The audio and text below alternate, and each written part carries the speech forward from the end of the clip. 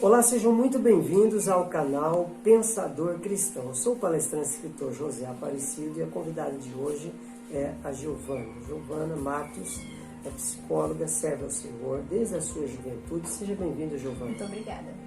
Eu agradeço a Deus por estarmos aqui e nós estamos dando neste vídeo uma cooperação, uma contribuição através desse vídeo. Nosso intuito é trazer um pouquinho de conhecimento dentro de dilemas vividos pela nossa juventude. Você que está inscrito no canal viu que essa entrevista teve 2 blocos, porque o assunto é vasto e tem muita coisa para a gente ver. Eu começo lendo a palavra de Deus, que diz assim: lançando sobre ele toda a vossa ansiedade, porque ele tem cuidado de vós.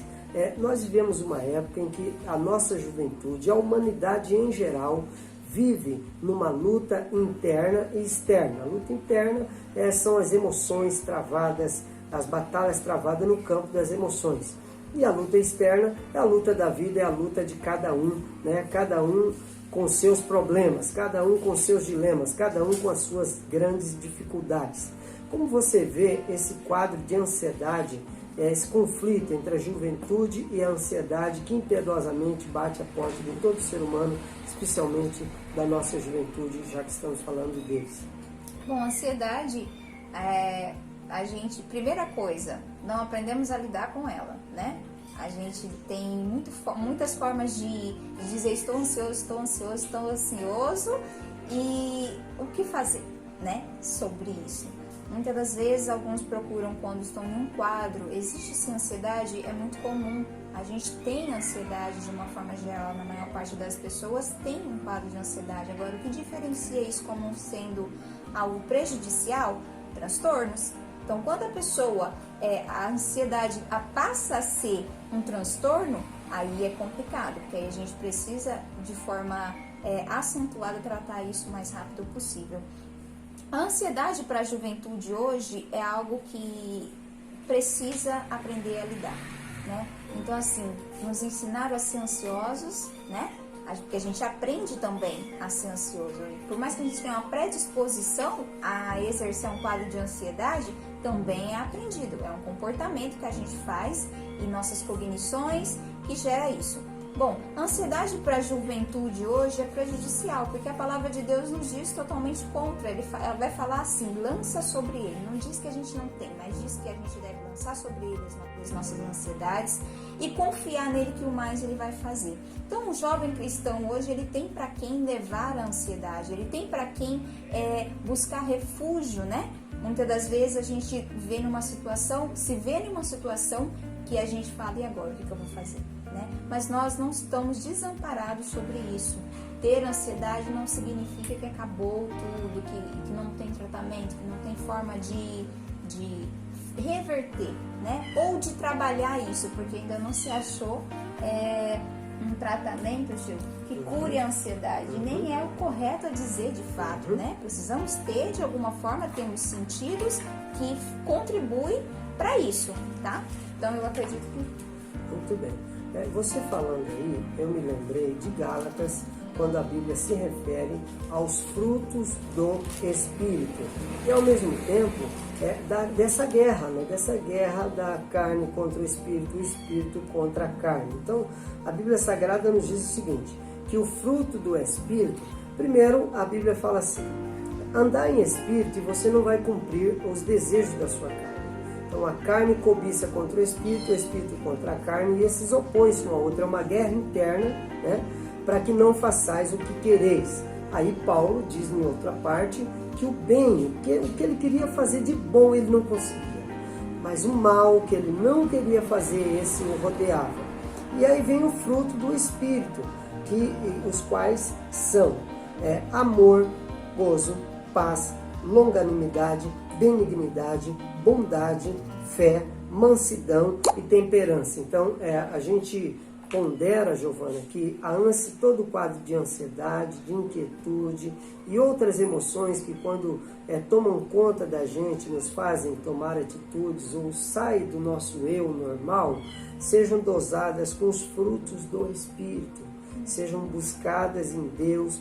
Deus, me ajuda a vencer a mim mesmo, né? A Bíblia fala, se alguém quiser vir após mim, nega a si mesmo, renuncie o seu próprio eu, não viva segundo os desejos da sua própria natureza humana e pecaminosa, mas viva no Espírito. Viva no Espírito e busque os frutos do Espírito para a sua vida, para vencer a ansiedade, a qual você mesmo disse, não é algo que você tem que lançar sobre o Senhor a sua ansiedade. Você nunca vai ficar livre 100% dela neste corpo terreno. Segundo ponto, pode falar. É interessante que a palavra de Deus, ela nos instrui, né? Muito interessante isso. O fruto do Espírito, ele contribui que a gente, ele faz com que a gente busque mansidão, temperança. São auxílios que a gente tem enquanto cristão. Então, assim, a gente não somos um povo que é deixado de lado. Em tudo o Senhor nos ensina e nos instrui. E eu acredito que o fruto do Espírito tem muito mais a ver com isso, com ajudar a gente a cada dia mais tá buscando forma de ser, como agir, como ter temperança, como saber conduzir as coisas do dia a dia, e isso também influencia a gente a como nos comportar. Enquanto o mundo está aí ansioso, buscando, a gente está esperando, a gente está confiando. É até algo que muitas das vezes a gente é criticado por isso. Então, por isso que a juventude hoje busca em outros meios muitas coisas. Só que a palavra de Deus, ela vai contra isso. Buscar muitas coisas que geram um quadro de ansiedade, quando na verdade nós devemos sim buscar, porém com responsabilidade, com auxílio de Deus, para que a gente não deixe que as nossas emoções influenciem de forma direta em nossas escolhas, porque não tem uma melhoria numa boa escolha, né? E pode gerar um prejuízo futuro. Muito bem. E essa questão do esperar, né? A vida, Giovana, é uma sala de espera, ou seja, todos nós estamos esperando alguma coisa. Então, quando a juventude, quando o jovem não tem a devida paciência para esperar que as coisas aconteçam na sua vida e precipita nas suas decisões, nas suas escolhas, nas suas atitudes, o que você diz sobre esta questão de não saber esperar ou sobre a questão de saber esperar relacionada à nossa juventude?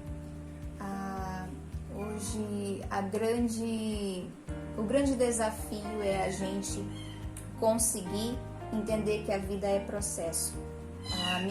A minha geração, isso eu posso me incluir muitas das vezes, quero coisas imediatas, quero ser imediatista, ou seja, eu não quero respeitar o tempo de plantar e colher, né? Porque isso é um processo que tem muito a nos ensinar. O fato de sermos acelerados em pensamentos faz com que a gente queira as coisas mais rápido e fique pensando, que também desenvolve o quadro, né, da ansiedade, que nem a gente falou aí, e isso pode levar também um estresse, né, que não é o que a gente precisa ter. Então a gente não pode ter um descontrole, nós precisamos aprender a ter controle emocional, controle das nossas sensações, das nossas reações, porque não é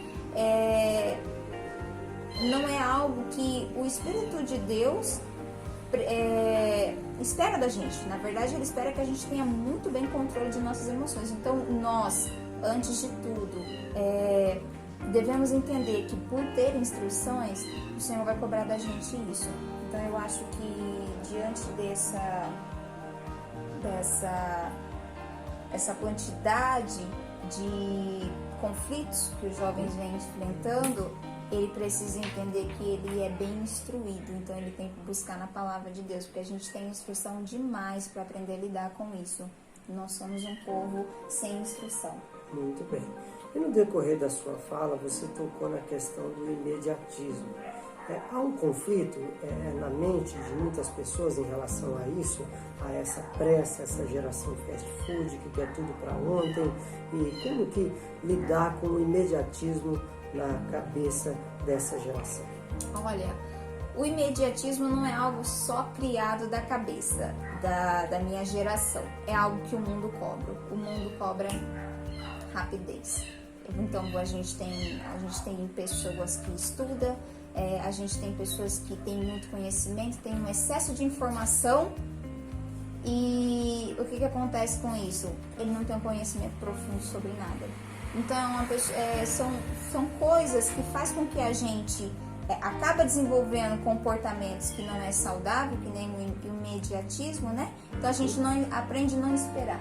A gente não tem paciência que o outro fale, ou a gente não tem paciência de determinadas coisas, e você vai vivendo uma pessoa sem tolerância, sem pensar nas coisas e tirar lições da vida para isso. Então acho que hoje o imediatismo é bom saber lidar com ele, porque de alguma forma lá fora, no mundo, é cobrado algo rápido, né? Vamos supor, esse momento que o Brasil está passando, a gente cobra do governo, da saúde, formas de atuação rápido, porque são vidas que a gente está lidando, são números que a gente está lidando de pessoas que estão passando por esse processo. Então, por conta disso, a gente precisa entender que se o nosso ambiente hoje está pedindo uma forma de ser mais imediato, em contrapartida, a gente também tem que saber escolher as coisas com propriedade. Nem tudo deve ser de forma imediata, né? Principalmente para lidar com o ser humano. O ser humano, ele tem sim os seus pontos de pausa, o seu ponto de aprendizado, e nem todo mundo dessa maneira serve, né? E vale. Muito bem. O que você estava falando aí me fez lembrar Tiago, que está escrito assim: sede, pois, pacientes até a vinda do Senhor. O lavrador espera o precioso fruto da terra, aguardando-o com paciência, até que receba a chuva serôdia.